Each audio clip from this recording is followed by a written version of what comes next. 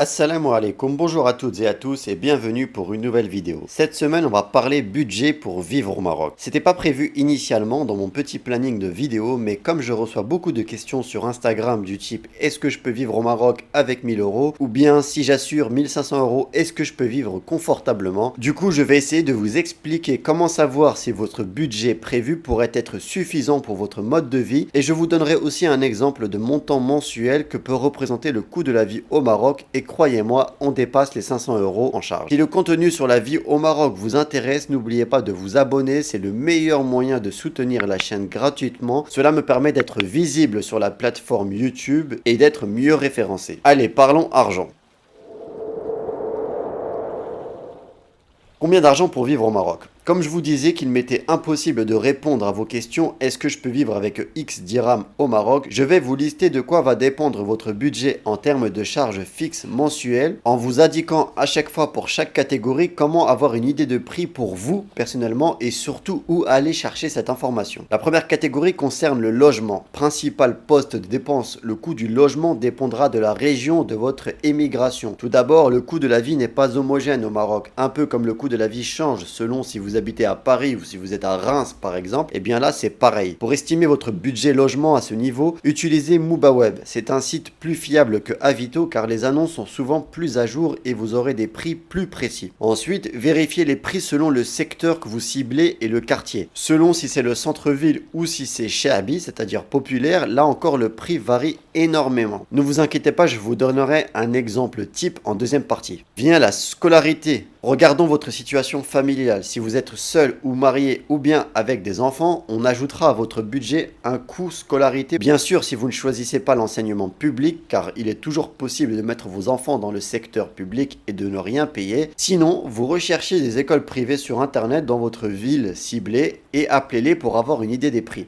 Ne vous inquiétez pas, je vous donne encore une fois un prix moyen dans la deuxième partie chiffrée. Je vous montre ici par exemple si vous souhaitez vous installer à Marrakech, un exemple des écoles à Marrakech qui existent et bien que là je ne vous demande pas de vous engager avec une des écoles mais cela vous permet d'avoir une idée des prix.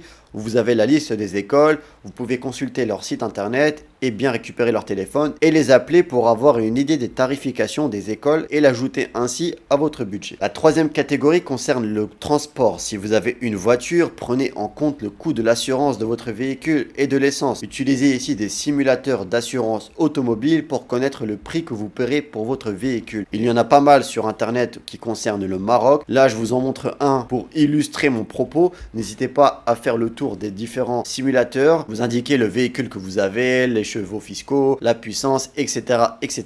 et vous allez avoir une idée du prix. Encore une fois, en deuxième partie, je vous donne des prix moyens. Vient ensuite le secteur de l'alimentation. Vous connaissez probablement votre caddie moyen en termes de coût en France. Eh bien, vous pouvez tenter de le reproduire sur le site de Marjan. Ils ont un site où vous pouvez faire vos courses en ligne avec les différents prix pour chaque produit. Là, encore une fois, vous allez sur le site, vous remplissez votre caddie comme vous avez l'habitude de faire dans votre pays d'origine. Faites attention, évitez les marques étrangères, sinon vous allez exploser votre budget. Visez des marques marocaines au maximum, des produits locaux autant que vous le pouvez. Et désormais, vous savez ce qu'il faut prendre en compte pour calculer votre budget. Maintenant, je vous propose de voir le coût mensuel d'une famille qui émigre au Maroc dans une ville comme Marrakech par exemple. Et dans cet exemple, je vous propose de prendre le modèle d'une famille avec 2 enfants. N'hésitez pas à adapter ce chiffrage en fonction de votre situation en ajoutant ou en supprimant les différents coûts que je vais vous avancer. Donc pour la partie logement, je vous ai donné comme conseil de vérifier sur le site Mubaweb les différents prix. C'est ce que je vais faire en prenant le quartier comme Daoudia qui est un quartier plutôt bien placé mais qui n'est pas au centre de Guélis par exemple mais qui est à 15 minutes de Guélis donc vraiment bien placé. Je trouve un appartement de 2 chambres qui est en location à 4000 dirhams. Donc je me base sur ce prix-là pour vous faire une première estimation du coût du logement qui est de 4000 dirhams. D'ailleurs ici on parle juste des dépenses, mais sachez que dans le guide que j'ai écrit Partir vivre au Maroc, je vous donne plein d'autres astuces pour votre installation au Maroc. N'hésitez pas à voir le lien en description, c'est disponible en e-book ou sur Amazon. Vient le budget scolarité. Donc on a dit que cette famille avait 2 enfants. Admettons que ces enfants soient dans une école privée marocaine un peu traditionnelle. On part sur un coût moyen de 1000 dirhams par enfant. Bien sûr, il y a beaucoup plus cher et beaucoup moins cher. Donc on ajoute dans notre budget 2000 dirhams puisque nous avons 2 enfants. Pour la partie de transport, cette famille a une voiture, une berline standard, ni trop puissante ni trop faible. On est vraiment sur le coût moyen d'une assurance de 300 dirhams par mois. J'ajoute donc à cela 200 dirhams par semaine pour l'essence puisque cette famille va utiliser son véhicule quotidiennement, que ce soit pour le travail ou pour les trajets d'école. On est donc sur du 800 dirhams par mois et croyez-moi, on est vraiment dans une moyenne. Pour l'alimentation, c'est un peu plus dur d'estimer, mais je suis parti sur un chiffrage un peu personnel qui est de 400 dirhams à 600 dirhams par semaine. Donc ici, je vais faire le budget, on va dire, de la fourchette basse. On est sur un budget de 1600 dirhams par mois. Je sais qu'il y a des familles qui consomment énormément plus et d'autres qui arrivent à payer un peu moins cher. Mais encore une fois, je vous ai dit qu'on était sur de l'estimation. Vient sur une catégorie que je ne vous ai pas citée dans la première partie, c'est vrai, ce qui concerne l'électricité, l'eau et le gaz. Vous êtes dans la partie qui va vous coûter le moins cher au Maroc. Ici, on estime à peu près à 300 dirhams par mois pour le tout. L'eau et le gaz coûtent encore très peu cher au Maroc, alhamdulillah. Et selon votre consommation, vous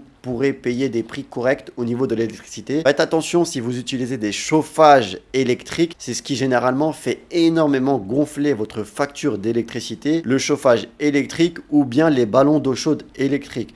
Donc si vous vous apercevez que vous recevez des factures d'électricité extrêmement chères, ce sont les 2 premiers postes que vous devez vérifier, le chauffage électrique et votre ballon d'eau chaude. Essayez d'avoir un petit ballon d'eau chaude pour ne pas trop consommer ou bien de passer au gaz si possible. J'ajoute également un budget internet et téléphonie mobile parce que je sais que si vous venez de France, ça fait partie des services qu'on a l'habitude d'avoir et qui est presque obligatoire aujourd'hui dans une vie. Pour un abonnement ADSL standard chez Maroc Télécom, je vous compte 250 dirhams par mois et pour le téléphone, 2 abonnements pour madame et monsieur à 60 dirhams par mois. On ajoute donc 370 dirhams mensuellement. Bien sûr, je pourrais ajouter encore plein d'autres charges, les clubs de sport pour les enfants, les budgets coiffeurs, restaurants, etc.